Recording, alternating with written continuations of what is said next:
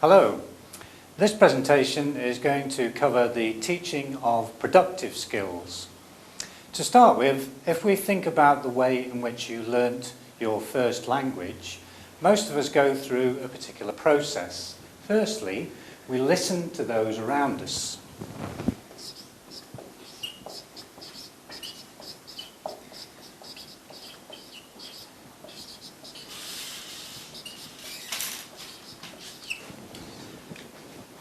After that first silent period of listening to other people, then we start to make utterances.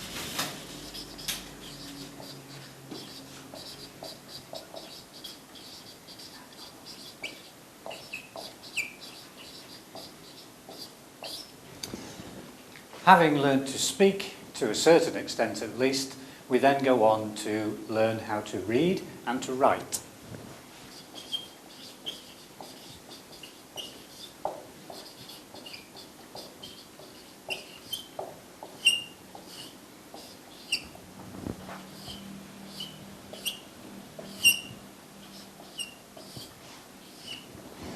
And this process that we go through is actually covering the 4 skills that we're trying to teach with our English students.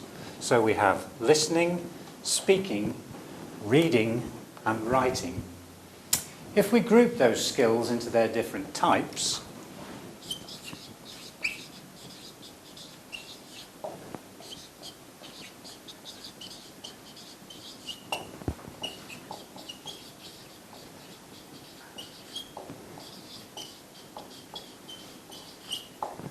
then the 2 skills of reading and listening are known as receptive skills.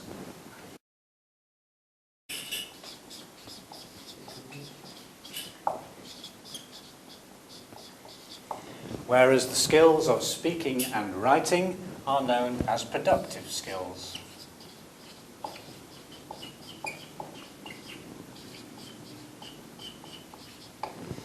In this session, we're going to focus on the production skills and have a look at how to create a lesson for that.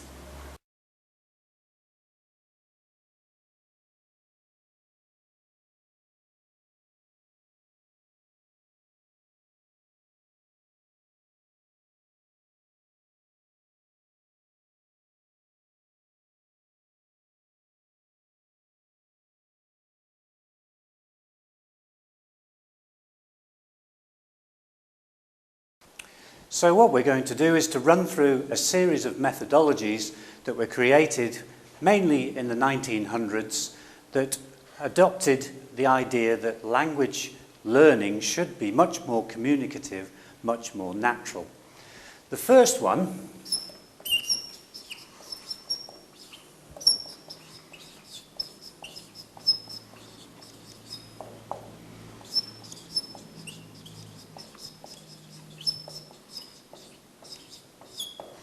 is called audiolingualism, and it's also called the army method because of where it was developed.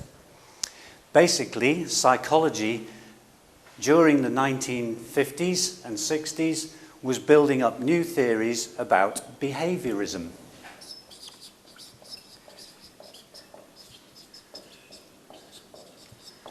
Perhaps the most famous experiments that were done in this particular area were by Pavlov, where he was showing that most animals undergo a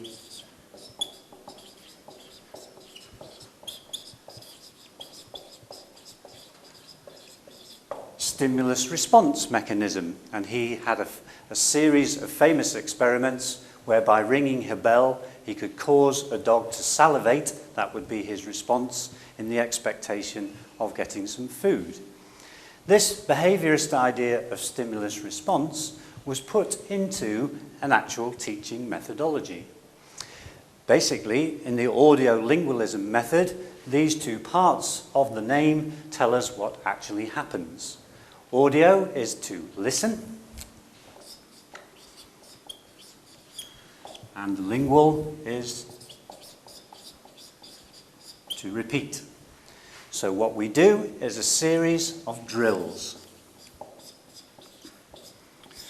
And these intensive verbal drills help us to get a use of the particular language.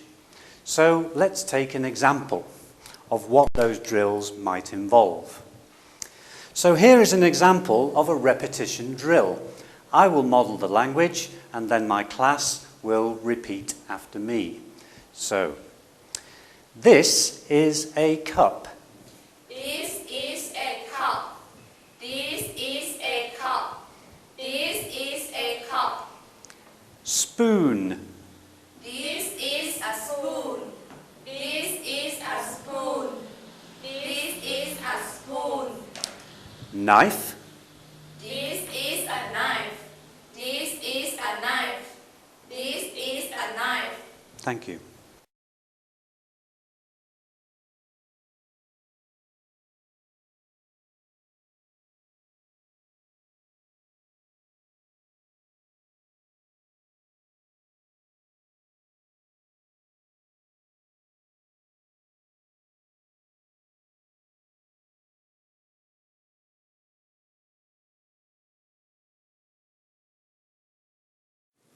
Now let's have a look at the past continuous tense. This tense is used to indicate that a certain action was in progress at a particular time in the past. We form this positive form by using our subjects, our helping verb or auxiliary verb to be, plus the verb plus ing form, also known as the present participle. So it results in sentences such as, he was cooking last night, or we were cooking last night. In order to form the negative sentence for the past continuous, we add the word not in between the past form of the helping verb to be and our main verb, which here is cooking. So, of course, we have he was not cooking last night and we were not cooking last night. In order to form the question for the past continuous tense, again, we're going to invert our subject and our helping verb. So, we start our question with was or were, depending on our subjects, and we keep our present participle form of the verb, which is our main verb in the question. So, was he cooking last night? Or were you cooking last night?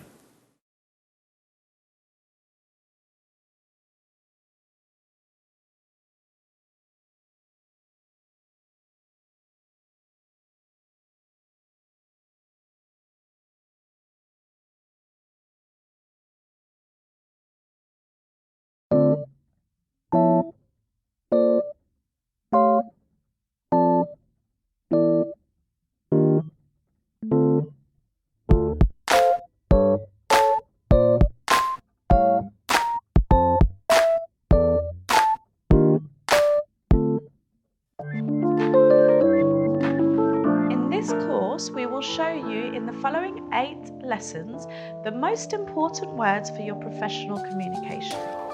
Your house, finishes, structure, construction, who is who, and project documentation, amongst others. For 6 minutes, we'll explain the words through the use of simple images. And then we'll move on to the 3 following exercises. Select one of 4 possible answers. Find the hidden word using the correct letters. Write the word before the image reaches the ground. We hope you join us.